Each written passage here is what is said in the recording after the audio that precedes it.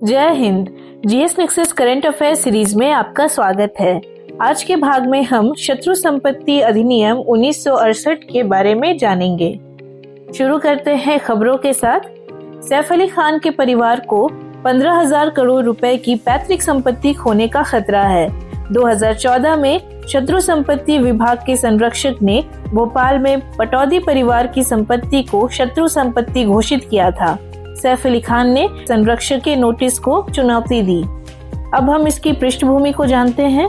जब भारत को 1947 में ब्रिटिश शासन से स्वतंत्रता मिली थी, तभी भोपाल के अंतिम नवाब हमीदुल्लाह खान थे। उनकी 3 बेटियां थीं। उनकी सबसे बड़ी बेटी आबिदा सुल्तान 1950 में पाकिस्तान चली गई। इसलिए ऐसी सभी संपत्तियां जो उन्हें विरासत में मिलनी थी अब शत्रु संपत्ति है और भारत के शत्रु संपत्ति के अभिरक्षक के पास है। शत्रु संपत्ति अभिरक्षक का कार्यालय एक प्राधिकरण है जो केंद्रीय गृह मंत्रालय के अधीन आता है।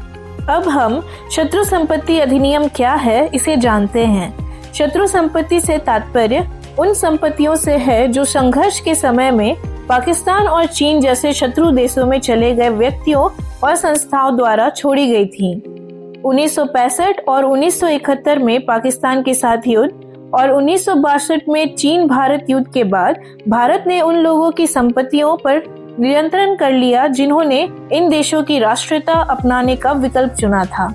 इन संपत्तियों को विनियमित करने के लिए 1968 में शत्रु संपत्ति अधिनियम लागू किया गया था। इस कानून के संभावित परिणाम कुछ इस प्रकार रहे। पहला, वर्तमान स्थिति ऐसी है कि यह अधिनियम भारत में रहने वाले शत्रु राज्य के नागरिकों के उत्तराधिकारियों या रिश्तेदारों को उनकी मृत्यु के बाद भी संपत्ति का उत्तराधिकार प्राप्त करने की अनुमति नहीं देता है। इसके अलावा कोई भी व्यक्ति जिसने किसी संपत्ति को बेचे जाने के समय उसे सद्भावपूर्वक खरीदा था, अब उस संपत्ति में उसके निहित स्वार्थ से बेदखल हो सकता है।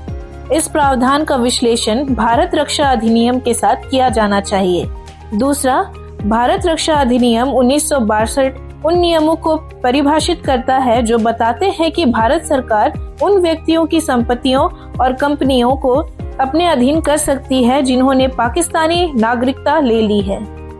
इससे जुड़ी कुछ उल्लेखनीय बातों को जानते हैं। शत्रु संपत्ति को बेनामी संपत्ति से भ्रमित नहीं किया जाना चाहिए।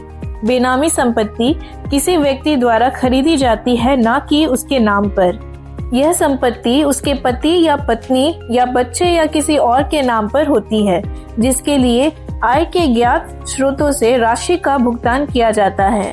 भारत में ऐसे कई मामले सामने आए हैं जहां भ्रष्ट अधिकारियों या मंत्रियों के पास उनके नौकरों के नाम पर भी बेनामी संपत्ति पाई जाती है। देश में बेनामी लेन देन के लिए महत्वपूर्ण कानून है बेनामी लेन देन निषेध अधिनियम 1988 और बेनामी लेन देन निषेध संशोधन अधिनियम 2016 भारत में बेनामी लेन देन पर रोक लगाने वाले विधायी अधिनियम है। आज के लिए इतना ही।